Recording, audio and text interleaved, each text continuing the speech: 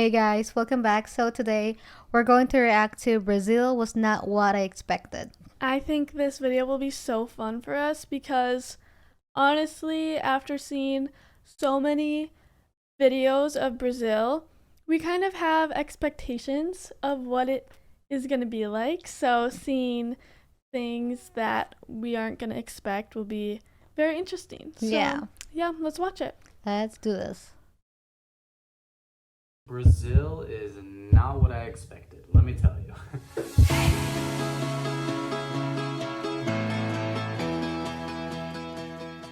In some of my previous videos, I covered things that I absolutely love about Brazil and like açaí, how green it is here, Yum. you know, the wonderful culture, food, the people here being so friendly.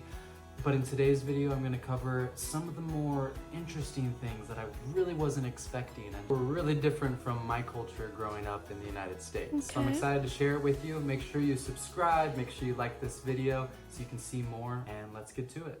All right, the first thing I'm going to have to mention is everyone is so friendly in Brazil and they love to talk. They're much more extroverted than we are in the United States, and I really like it. That's really I good to be an extroverted country because I feel like it makes people feel so much more welcome.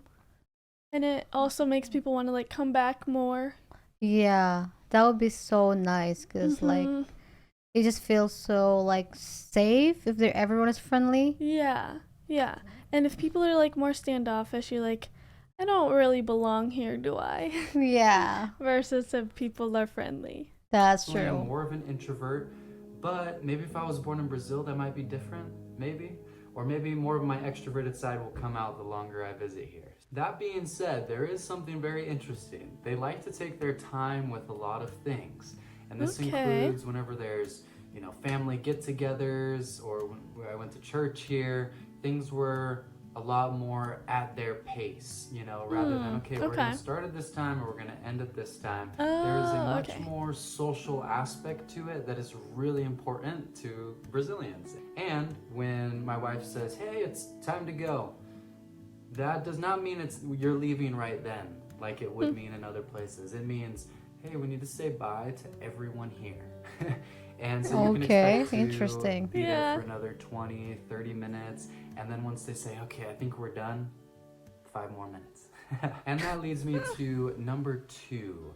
When you say goodbye to people here, it's actually, if you just leave, it's considered pretty rude. It's kind of like the French way of leaving is what they say.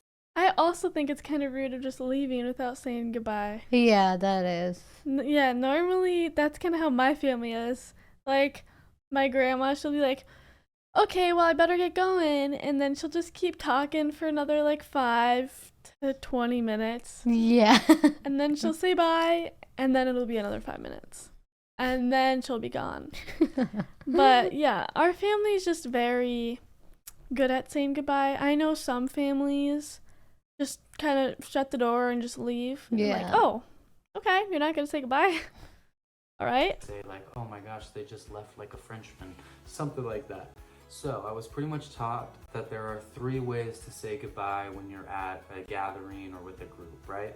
The first way, the best way, is you go around and you kiss everyone on the cheek, well, the women on the cheek. You Okay. shake the men's hand and you say, ciao, até logo, prazer em conhecer você, nice to meet you, right? So you go around, give everyone hugs, kisses, All right. like as many people as possible, especially if you were talking with them that day.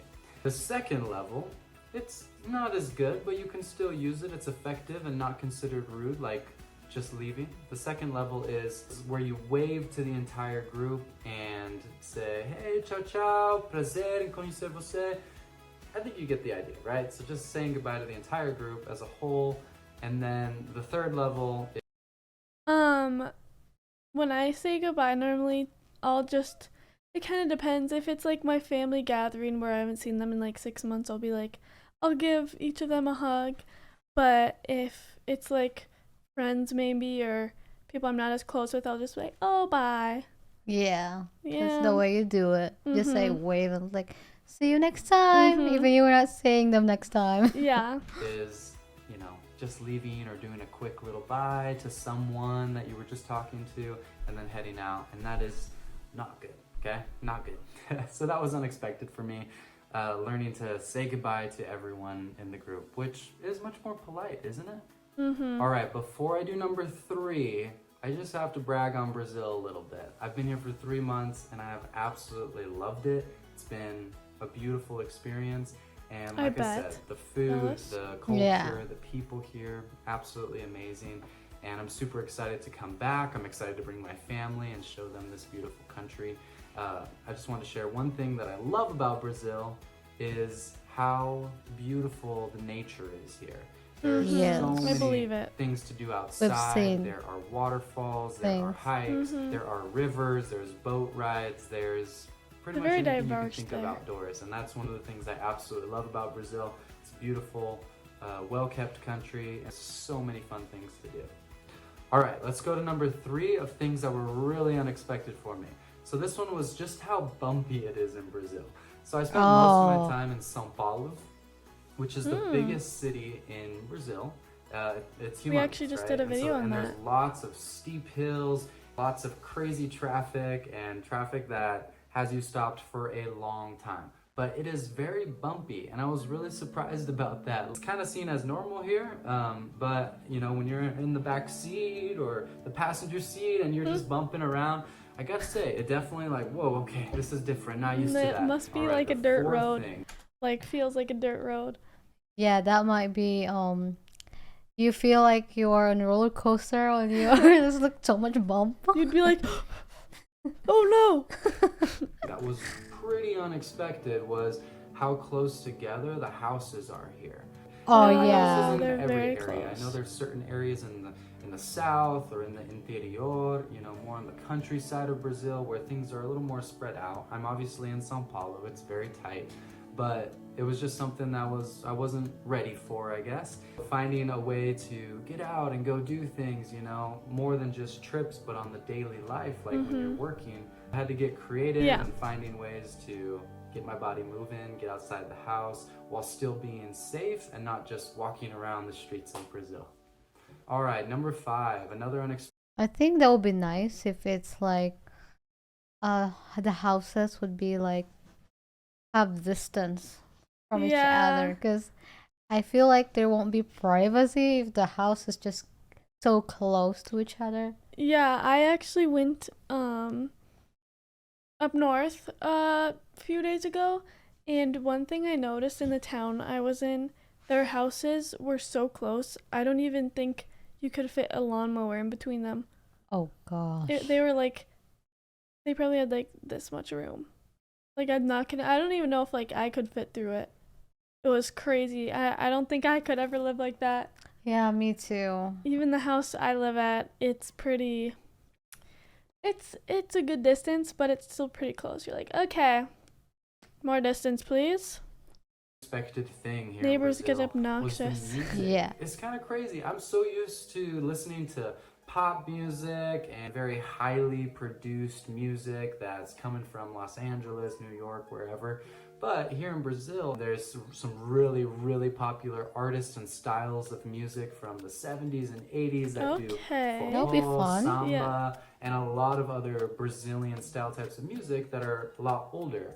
And what's really interesting and unexpected is that I would hear this music everywhere, right? Like you hear it in the cars, you hear it in the streets, you hear it at restaurants and parties, right? Like I was living in the past, right? Like I kind of felt like, oh wow, it's like I'm walking in the past, just because so many people love it here. And even my Yeah. wife, who is my same age, a little younger, she knows so many of the classic songs, and I found that very Classic songs are so good. I love them. Yeah, it just make the vibes, you know. It's good to Mhm. listen to. Yeah. unexpected, honestly. Their older music is like part of their dance, part of the expressing their Okay. culture, and it just like runs so deep in their roots. I really think it's cool. Unexpected, but cool.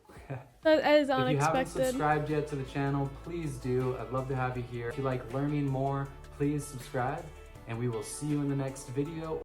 Wow. That was a good explanation and how he said everything. It's very informative.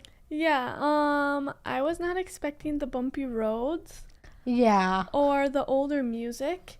And to be honest, I don't really know what like Brazilian music even sounds like. Yeah, me too. We should react to that Yeah, if you sometime. guys have any good suggestions on like Brazilian songs we should react to, leave them in the comments because we would love to listen to that. It Mm-hmm. intrigues me. Yeah. But yeah, if you guys liked our video, please like and subscribe. And other than that, we'll see you guys next time. Bye. Bye.